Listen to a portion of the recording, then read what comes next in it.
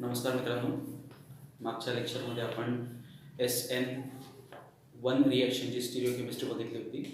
आज आपण पुढच्या टॉपिकला सुरुवात करतोय, तो म्हणजे फॅक्टर्स अफेक्टिंग SN1 आणि SN2 रिॲक्शन. बघा, आता एक रिॲक्शन आपण लिहूया, जनरल रिॲक्शन. RBR हा आपला सबस्ट्रेट आहे, हा आपला न्यूक्लियोफाइल आहे. प्रोडक्ट काय एक्सपेक्ट करतो आपण? BR हा काय होणार आहे? सबस्टिट्यूट होणार. कशाने? OH ग्रुपने.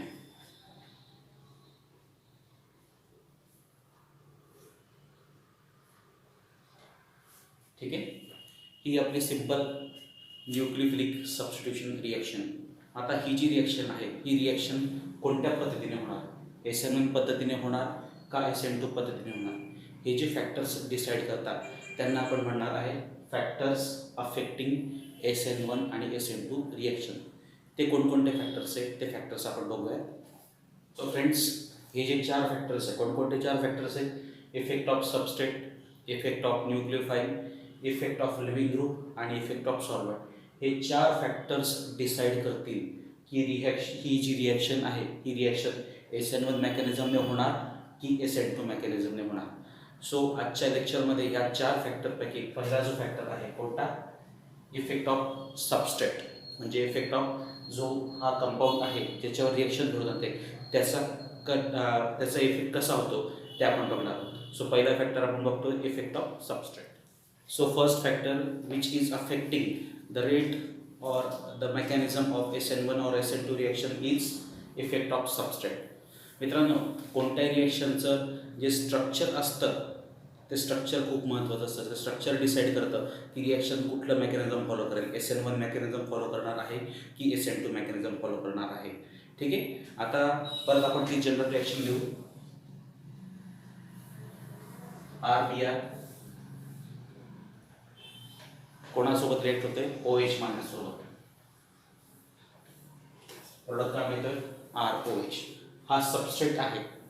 या सबस्ट्रेटचे वेगवेगळे एक्झाम्पल आपण बघूयात. आता मित्रांनो, आपल्याला फळ्यावर काही सबस्ट्रेट दिसतात.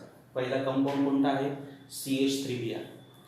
CH3Br SN2 रिॲक्शन फॉलो केलं तर त्याचा रेट SN1 पेक्षा किती पटीने जास्त आहे?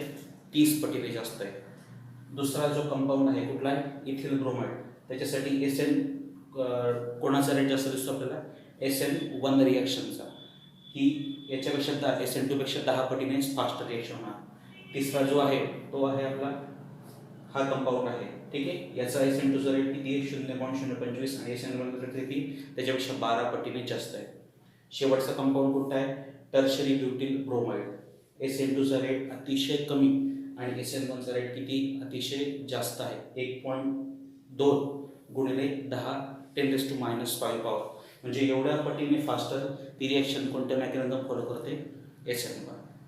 याच्यावरून काय सिद्ध होतं मित्रांनो की समजा सबस्ट्रेट कुठला असेल, प्रायमरी असेल तर तो कोणत्या मेकॅनिझम फॉलो करतो? SN2. आणि सबस्ट्रेट जर टर्शरी असेल तर तो कोणत्या मेकॅनिझम फॉलो करतो? SN1. आणि सबस्ट्रेट सेकंडरीज असेल तर तो either he can adopt SN2 mechanism or SN1 mechanism. ठीक आहे, once again I am repeating. Primary substrate असेल तर कोणत्या मेकॅनिझम फॉलो करणार? SN2. आणि टर्शरी जो सबस्ट्रेट असेल तर कोणत्या मेकॅनिझम फॉलो करणार तो? SN1. का? त्यात आपल्या आपण primary substrate follows SN2 mechanism. एक प्रायमरी सबस्ट्रेट काढतोय मी आता. मिथिल ब्रोमाइड प्रायमरी सबस्ट्रेट आहे. याच्यावर आपल्याला कशाचा अटॅक करायचा आहे? OH मायनसचा, न्यूक्लियोफाइल. न्यूक्लियोफाइल फ्रंट साईडने अटॅक करणार का? फ्रंट साईडने अटॅक करू शकत नाही, कारण की हा ब्रोमिन ग्रुप कसा आहे? बल्की ग्रुप आहे. फ्रंट साईडने अटॅक होणार नाही. मग अटॅक कोणत्या बाजून होणार? बॅक साईडने अटॅक होणार. बॅक साईडने अटॅक होतोय. आपल्याला अशा पद्धतीची ट्रान्झिशन स्टेट मिळते. आणि आपल्याला पुढे इन्व्हर्जन ऑफ कॉन्फिगरेशनचं प्रॉडक्ट मिळतं. इथे बॅक साईड अटॅक पॉसिबल आहे. कशामध्ये? प्रायमरी सबस्ट्रेटमध्ये. म्हणून तो कोणत्या मेकॅनिझम फॉलो करणार आहे? SN2 mechanism. समजा याने SN1 मेकॅनिझम फॉलो केलं. कोणतं मेकॅनिझम फॉलो केलं? SN1. तर इथं काय होणार? इथं पहिले त्याचं आयोनायझेशन होणार. ठीक आहे, आयोनायझेशन होऊन काय तयार होईल? कार्बोकटायन. मित्रांनो, हा कार्बोकटायन स्टेबल आहे का? कार्बोकटायन अनस्टेबल आहे. त्यामुळे हा तयार होणार नाही. म्हणून हा SN1 मेकॅनिझम फॉलो करणार नाही. तर कोणता मेकॅनिझम फॉलो करेल? SN2. परत सांगतो, प्रायमरी सबस्ट्रेट कोणतं मेकॅनिझम फॉलो करणार? मग SN2 मेकॅनिझम. आता पुढचं आपण काय म्हटलं होतं की टर्शरी सबस्ट्रेट कुठलं मेकॅनिझम फॉलो करतो? SN1. ते कसं त्या पद्धती आपण बघूया. काय म्हणतो आपण? Tertiary substrate follows SN1 mechanism. बघा, एक टर्शरी सबस्ट्रेट आपण काढूया. कंपाऊंडचं नाव टर्शरी ब्युटिल ब्रोमाइड. हा टर्शरी ब्युटिल ब्रोमाइडवर आपल्याला काय करायची? न्यूक्लियोफिलिक सबस्टिट्यूशन रिॲक्शन करायची. SN2 पद्धतीने विचार केला तर फ्रंट साइडने पण अटॅक होणार नाही, आणि बॅक साइडने पण अटॅक. बॅक साइडने अटॅक का होणार नाही? हे जे सगळे ग्रुप आहेत हे कसे ग्रुप आहेत? बल्की ग्रुप आहेत. त्यामुळे SN2 पद्धतीने होणार नाही. तर कुठल्या पद्धतीने होणार? SN1 ने होणार. कशाने होणार आहे? SN1. त्याच्यामध्ये पहिली स्टेप काय आहे? सबस्ट्रेटचं काय होत असतं? आयोनायझेशन. सबस्ट्रेटचं आयोनायझेशन आपल्याला काय मिळाला? हा कार्बोकॅटायन मिळाला. हा जो इंटरमिजिएट कार्बोकॅटायन आहे, हा इंटरमिजिएट कार्बोकॅटायन मिथिल ग्रुपच्या इलेक्ट्रॉन डोनेटिंग इफेक्टमुळे सुद्धा स्टॅबिलाइज होतं आणि हायपर कॉन्ज्युगेशन इफेक्ट सुद्धा स्टॅबिलाइज होतं. त्यामुळे याची लाईफ जास्त, त्यामुळे फ्रंट साईड आणि बॅक साईडने अटॅक करायला न्यूक्लियोफाईलला चान्स पण इक्वल मिळतोय. सो परत सांगतो, टर्शरी सबस्ट्रेट असेल तर कोणतं मेकॅनिझम होणार? SN1. आणि प्रायमरी सबस्ट्रेट असेल तर कुठलं मेकॅनिझम होणार? SN2 mechanism. ठीक आहे. आता वेगवेगळ्या ज्या सिस्टीम्स आहेत त्या सिस्टीम्स आपण बघूया. सबस्ट्रेटच्या ज्या सिस्टीम्स आहेत त्यात पहिली सिस्टीम आपण बघणार, त्याचा अभ्यास करणार आहोत ती आहे क्राउडिंग ॲट अल्फा कार्बन. सर्वप्रथम अल्फा कार्बन म्हणजे काय ते बघूया. कार्बन जो लिव्हिंग ग्रुप बेअर करतो किंवा ज्याला लिव्हिंग ग्रुप अटॅच आहे, X म्हणजे कोणता? Living group. ज्या कार्बनला लिव्हिंग ग्रुप अटॅच आहे त्या कार्बनला आपण कोणता कार्बन म्हणणार? Alpha carbon. त्याचा पुढचा जो कार्बन आहे कुठलाही असो, त्या पुढच्या कार्बनला आपण कोणता कार्बन म्हणणार?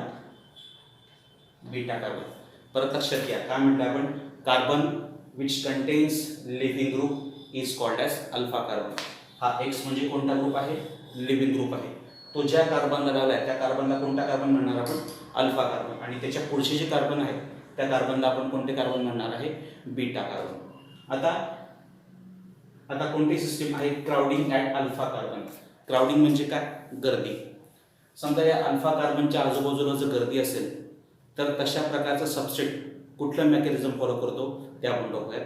आता पहिले क्राउडेड स्ट्रक्चर आपण काढूयात. ज्या कार्बनला लिव्हिंग ग्रुप अटॅच आहे, लिव्हिंग ग्रुप कोणता आहे? ब्रोमिन. हा कोणत्या कार्बनला अटॅच आहे? या कार्बनला. त्या कार्बनला आपण कोणता कार्बन म्हणणार? Alpha carbon. आणि हे त्याचे पुढचे जे कार्बन आहेत त्यांना कोणते कार्बन म्हणणार आपण? Beta carbon. आपण जर व्यवस्थित लक्ष दिलं तर या अल्फा कार्बनला किती मिथिल ग्रुप लागलेले आहेत? 3 मिथिल ग्रुप लागलेले आहेत. आणि मिथिल ग्रुप कसे आहेत? बल्की ग्रुप आहे.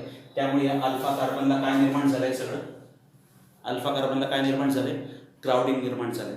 मग असा जो सबस्ट्रेट आहे हे कोणतं मेकॅनिझम फॉलो करेल? आपल्याकडे किती ऑप्शन्स आहेत? 2. पहिला कोणतं? SN2 आणि त्याच्यानंतर कुठलं आहे? SN1. आपण SN2 बद्दल विचार करू. SN2 मेकॅनिझममध्ये न्यूक्लियोफाईल कोणत्या बाजूने अटॅक करत असतो? Back side. इथे बॅक साईड अटॅक पॉसिबल आहे का? बॅक साईड अटॅक पॉसिबल नाही. का पॉसिबल नाही आहे? हे सगळे बल्की ग्रुप आहेत. कोणते बल्की ग्रुप आहे? मिथिल ग्रुप आहे. त्यामुळे OH मायनस या कार्बनपर्यंत पोहोचू देतील का? पोहोचू देणार नाही. बॅक साईड अटॅक इम्पॉसिबल आहे. सपोज बॅक साईड अटॅक झाला आणि ही ट्रान्झिशन स्टेट मिळाली. ही ट्रान्झिशन स्टेट कशी आहे? क्राउडेड. त्यामुळे कशी आहे ती? अनस्टेबल. म्हणून हे जे अल्फा कार्बनला क्राउडिंग आहे अशा वेळेस SN2 मेकॅनिझम होणार नाही. का होणार नाही? न्यूक्लियोफाईल बॅक साईडने पोहोचू शकत नाही, त्यामुळे रिॲक्शन पुढे प्रोसीड होणार नाही. म्हणून Wien crowding at alpha carbon is present that substrate will not follow SN2 mechanism.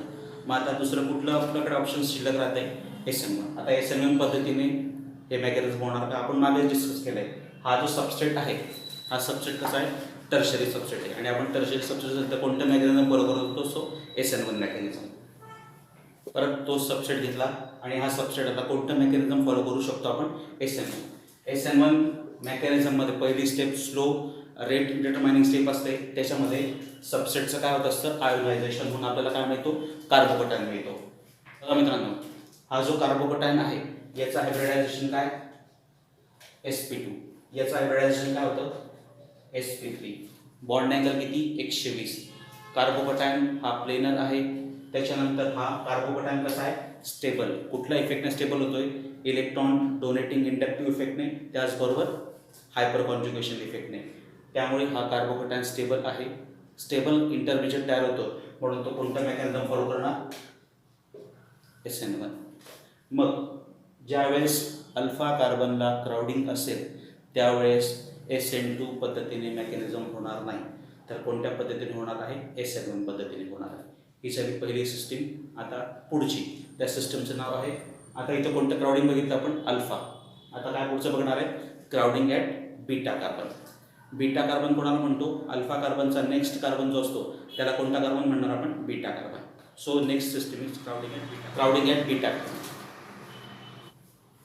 X म्हणजे लिव्हिंग ग्रुप. ज्या कार्बनला लिव्हिंग ग्रुप लागला असतो त्याला आपण कोणता कार्बन म्हणणार अल्फा कार्बन. आणि त्याच्या पुढचे जे कार्बन आहे त्याला आपण कोणता कार्बन म्हणणार बीटा कार्बन.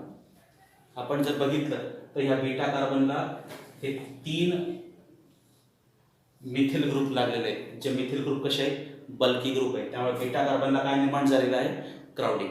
मग असा हा जो कंपाऊंड आहे हा कोणतं मेकॅनिझम फॉलो करेल SN2 करेल की SN1 करेल. आपण पहिल्यांदा विचार करूया SN2. न्यूक्लियोफाइल परत आपला कुठला आहे OH मायनस. SN2 मध्ये न्यूक्लियोफाइल कुठून अटॅक करत असतो बॅक साईडने. या सगळ्या बल्की मॉइटीमुळे न्यूक्लियोफाइल याच्यापर्यंत पोहोचू शकणार आहे का नाही, बॅक साईड अटॅक होत नाही. त्यामुळे ज्यावेळेस बीटा कार्बनला क्राउडिंग असेल त्यावेळेस SN2 मेकॅनिझम होणार नाही. दुसरं मेकॅनिझम कोणतं शिल्लक राहतं आता SN1. ठीक आहे, आता बघूयात आपण SN1 मध्ये सबस्ट्रेटचं आयोनायझेशन. आता सबस्ट्रेटचं आयोनायझेशन म्हणून आपण कार्बोकटायनचं स्ट्रक्चर काढूया. हा असा कार्बोकटायन आपल्याला मिळतोय. हा कार्बोकटायन स्टेबल होतोय का नाही. का नाही होत आहे इथे कोणते ग्रुप आहेत हायड्रोजन आहे. हायड्रोजन इलेक्ट्रॉन डोनेट करत नाही किंवा हायपर कॉन्ज्युगेशनने स्टेबलाइज करत नाही. त्यामुळे हा कार्बोकटायन कसा आहे अनस्टेबल कार्बोकटायन आहे. हा तयार होणार नाही. म्हणून ज्यावेळेस बीटा कार्बनला क्राउडिंग असतं मित्रांनो त्यावेळेस ती सिस्टीम दोघंही मेकॅनिझम फॉलो करत नाही. SN1 पण फॉलो करत नाही आणि SN2 पण फॉलो करत नाही. ठीक आहे, पुढची सिस्टीम आपण बघणार आहोत आता बेन्झिलिक सिस्टीम.